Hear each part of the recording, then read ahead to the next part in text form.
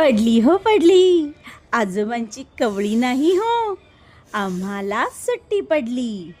मम्मीला मात्र काळजी पडली, तिचा चेहराही पडला. माझे पराक्रम तिला माहीत आहेत ना.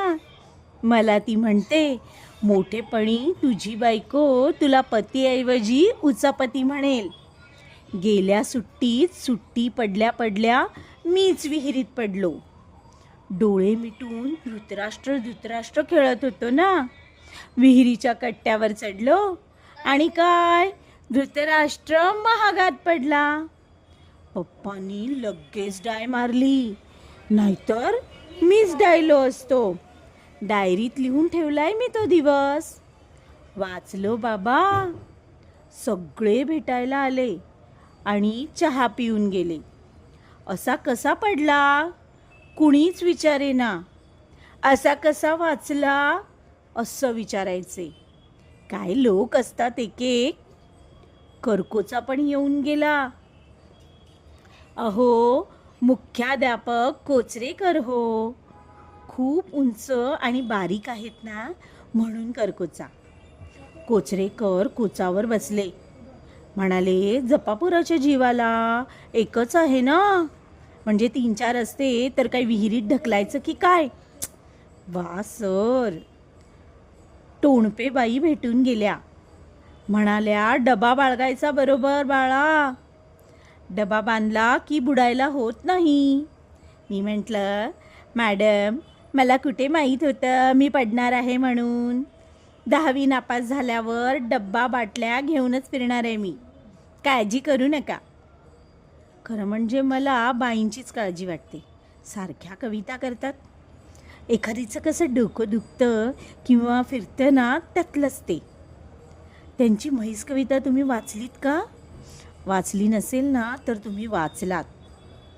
4-5 संपादकांनी ही म्हैस परत पाठवली आहे. सुटले बिचारे. आमची सुटका नाही. आम्हाला वर्गात ती ऐकावीच लागते. तुम्ही 2 ओळी ऐकाच. म्हैस व्याली छान किती रेडकू, खरवस खाऊन गिरकी घेऊन नाचत सुटली पहा सखू. हे खरवस गीत ऐकून मीच नर्वस झाले. शेजारच्या रेडकर मावशींना बाळ झालं तेव्हा चुकून मी छान किती रेडकू म्हणालो. कवितेचे मनावर हे असे परिणाम होतात. माझ्या मम्मीच्या मनावर राष्ट्रभाषेचे भीषण परिणाम झालेत. काल एका मैत्रिणीला लोणच्याची कृती फोनवर सांगत होती. ऐसा करो चंचला, कैरी बारीक बारीक कापो, विळीवर हं. बाद में तैयार मीठ मसाले में बुड़ा के ऊपर तेल ओतने का. इतना अच्छा लाल भड़क होता है ना. मेरे पति तो सारखं बोलते हैं, और दो. आता बोला. खरं म्हणजे मम्मीचे पती कुछ और दो असं म्हणत असतात. मी तर नुसताच खार खातो. माझं हिंदी मस्त आहे हां. आजीचा खोकला बरा झाला. मी लगेच म्हणालो, नानी तुम अच्छी खासी हो गई. नानी म्हणते, हयातभर वाह्यातपणा करत राहा. क्रिकेट खेळताना आजोबांच्या ब्लॉकचे 3 काचा मी फोडल्या. आता दुसरं घर पाहिलं पाहिजे हां. एकालाच किती काच करायच्या. एकूण सगळी सुट्टी धम्माल करण्यात जाणार आहे. मस्ती हा आमचा मुळी हक्कच आहे. तो आम्ही कधीच मिळवलाय. पटलं ना दोस्तानो? द्या तर टाळी.